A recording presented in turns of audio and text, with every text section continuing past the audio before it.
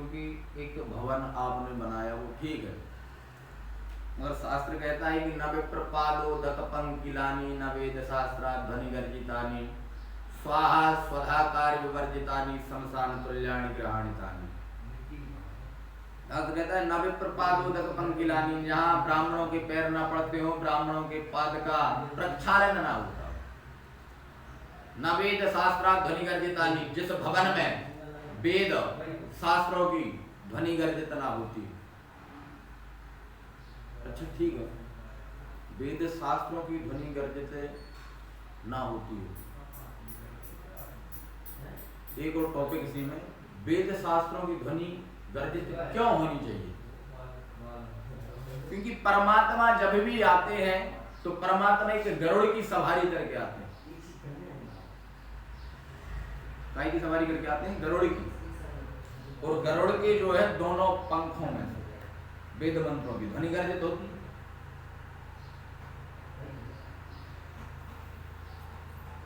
क्या होती है? गरुड़ के दोनों पंखों में से वेद की ध्वनि गर्जित होती है।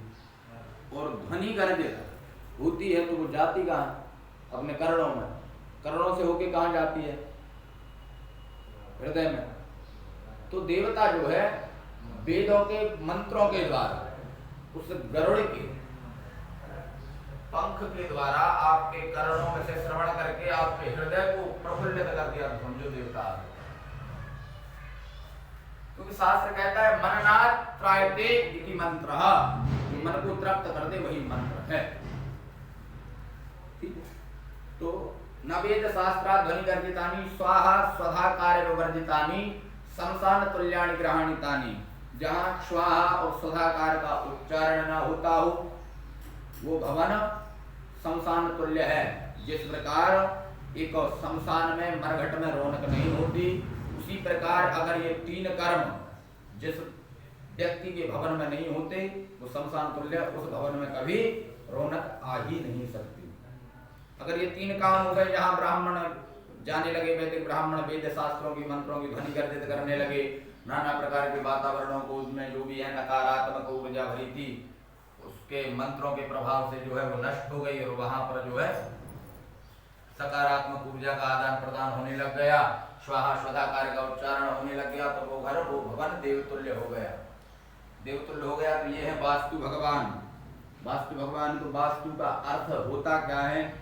जैसे मैंने बताया, जब तक ये तीन कर्म ना होते हो, जहाँ ब्राह्मण ना पहुंचते हो, वेद शास्त्र में ध्वनि गर्जित ना होती हो, स्वाहा स्वधाकार का हवन पूजन ना होता होगा, शमशान तुल्य है। अगर ये तीनों जब पहुंच गए तो देवतुल्य हो गया घर।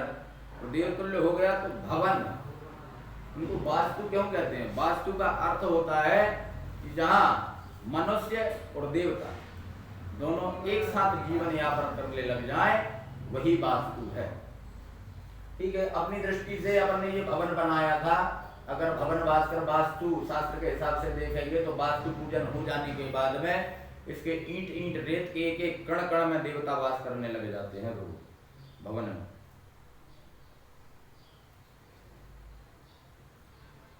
और ये चार शंकु जो लगाते हैं, ये जो धागा है सफेद, इसको 3 गुना करके पूरे आपके भवन में जो है गनमन घुमाया जाता है।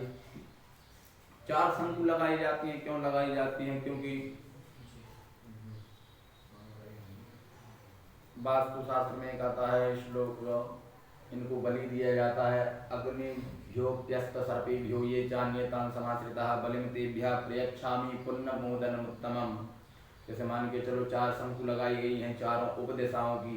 सर्वप्रथम एक आग्नेय कोण में लगाई गई है, फिर नैऋत्य कोण में, वायव्य कोण में, ईशान्य कोण में।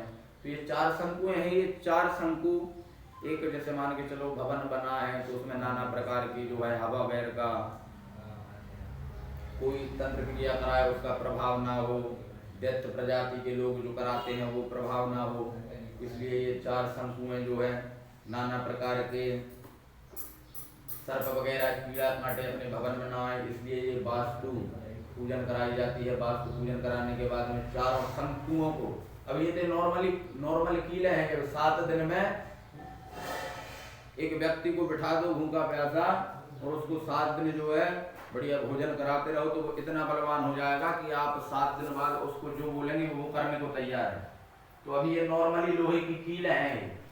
अब ये 7 दिन में पूजन से आप इनको पूजन रोज की दे रहे हो, ये इतनी बलवान हो जाएंगी कि ये चारों कोनों पर जब ये वास्तु अपन विसर्जन करेंगे देवताओं का हवन के बाद में, तो जब वास्तु आपके भवन के चारों कोनों पर जो है लगवाई जाएंगी, तो इतनी बलवान होकर के लगवाई जाएंगी कि नाना प्रकार की जो है इस संसार सागर में, इस कली काल में, इस धरातल पर ना जाने अपने कितने मित्र हैं, कितने दुश्मन हैं, कितने शत्रु हैं, किसी को कोई पता नहीं। आजकल तो यह है कि एक पिता अपने पुत्र से बैर करने लग जाता है, वो होता है, तो नाना प्रकार के तंत्र तोड़ के वगैरह कराते हैं। तो इतनी बलवान होकर के यहाँ बैठ जाते हैं अपने भवन में